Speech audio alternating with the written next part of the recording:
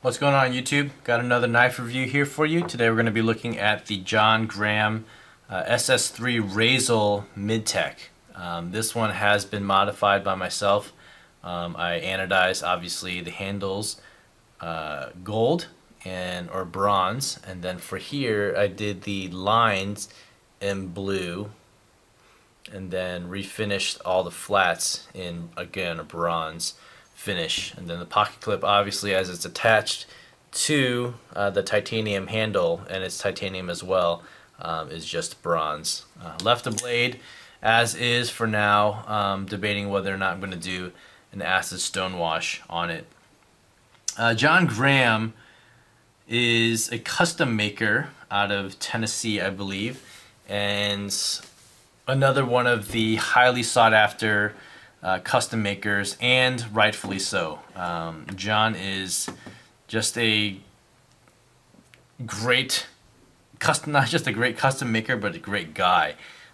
Great customer service. I had issues with this one. He took care of it, through my Instagram. Was so easy to work with and absolutely courteous with my requests, and just helpful as well. So maybe I'll talk about that in a little bit.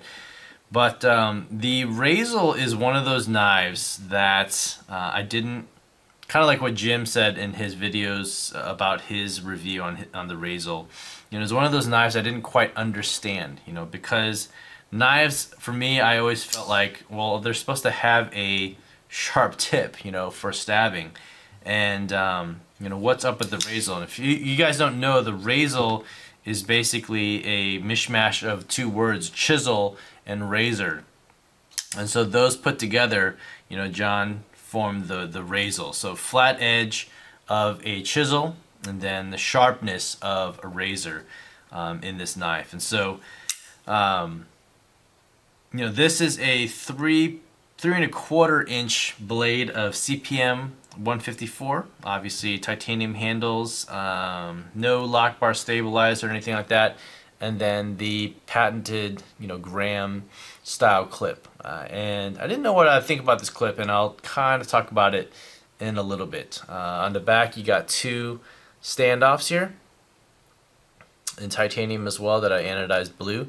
And that's pretty much it. Inside you got caged bearings. I don't think they're Alpha Knife Supply, but just regular cage bearings, and then standard, two Torx screws, for the pivot here. Obviously, it's a flipper design as well. So you got this kind of triangular flipper. Flips well. When I got it, it didn't have the best detents, so I did have to tighten the lock bar a tiny bit to help on the detents. You can see it falling in right there, and then very smooth around the pivot, so it falls in. This obviously needs to be tightened a little bit, which I'll do right now on video here. So I do, I found that I've occasionally had to tighten the pivot. I could Loctite it, but I don't really like Loctiting my stuff that often. So anyway, really quick, I guess, as I think about the John Graham, it's one of those unique knives. Like, John Graham knives are, on the secondary market, the custom ones are extremely expensive. Right now there's one, I think, on the forums that's going for about $1,400. Directly from John, they're probably $700, $800, maybe $900, depending on the materials that you get. The Midtech Razel, I believe, went for $385, maybe a little bit more, maybe around $400. At that price, it's absolutely worth it. I think the secondary prices have come down moderately on these, so it's definitely pretty easy to get if you look around. And in my opinion, I think it's worth it because you do really get the the Graham feel on this knife, and you get to understand how, why or how to appreciate, John's work. The chisel, or the Razel edge and the grind is, honestly, it's something to behold, when you finally get it. There's a really cool video of John stabbing through, I think it was a steel door, with the Razel edge, and he's kind of just proving a point that, that this, you don't have to have a pointed edge in order to stab through things when you have this razor, chisel edge. And he just worked through like this door like it was nothing. And that was, pretty impressive, very convincing of, why this blade is very effective. And it's somewhat of a Wharncliffe edge, up to the tip here, and you have this really, really sharp edge tip here that meets together on the front and the bottom bevel here, that really makes for nice drag cutting, and using this edge just like you would on a normal Wharncliffe here. Here I've got my Wharncliffe Diaware Solo, kind of brain fart right there. And I love Wharncliffes now because of how effective that edge is compared to say using this Strider and having to come down a lot, and bring your wrist and bending your wrist. Wharncliffe really allows for you to kind of just use that acute point and just drag down. And I feel like the Razel is similar.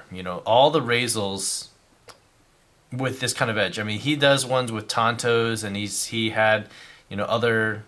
I think he's done different kinds of drop points, but for the most part, when it comes to John's knives, more often than not, they have this kind of Razel grind, and so it's really effective for a lot of utility cutting. I really appreciate how effective Wharncliffe knives are, and so.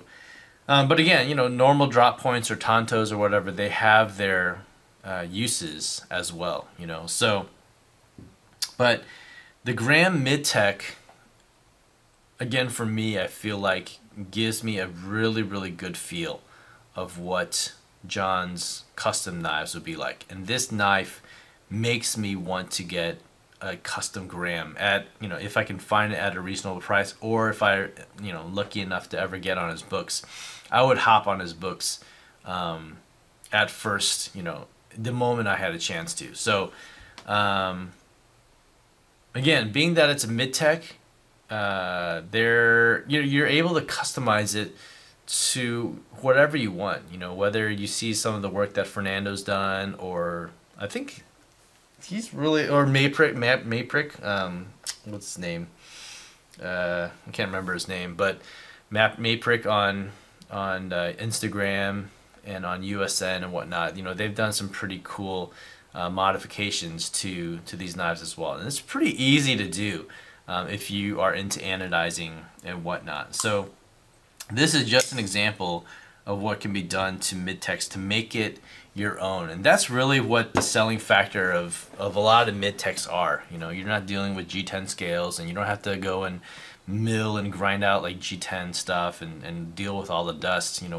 More often than not, all these Midtechs, they're just titanium slabs with good steel, and the capability to do whatever you want. It's simple enough to just anodize a simple clip, and this clip. So I was gonna say, this Graham clip, it's pretty much integrated into the frame of the knife. Unless you have something that can press fit these kind of components in, you're not gonna mess around with this. And so, this is a spring clip, and it's really, it's small, it's thin, it grabs hold to your pocket, but it can easily pop out, especially if this is not sitting, tightly on the frame. So you can hear that clicking on here. So, I've carried this on occasion, but I don't carry that often because of the clip. I like the clip. I like the design of it. I think it's very ingenious, what he did here. But for me, it's not like the best clip, for me. I think I'd almost prefer to have some kind of tip up, normal clip or something, milled clip and whatnot. But that being said, I don't necessarily think that that's a detraction to the knife. If anything, it's really cool because it fits in the hand so well. You don't have a hot spot from a pocket clip that sometimes you can potentially get. But a milled clip like this that Alex did for my Burning Horizon, I think would be pretty sweet on a Graham. So, but that's not John Graham's design, and so it is what it is. Take it for what it's worth. But anyway, I rambled long enough about this. If you get a chance to get a custom Graham or a Midtech Graham, jump on it. I don't think you'll be disappointed. A lot of these Midtech knives, like this one, the birch over here, have all been manufactured from Chad Nichols Damascus, and I think Chad did a great job on all these knives. And so, with little tweaks here and there, you can really make it a good user knife with that custom feel from the custom maker. So anyway, that's my take on the John Graham SS3 Razel. Let me know what you guys think in the comments down below. As always, thanks for watching, and you guys take care, and I'll see you on the next vid. Bye.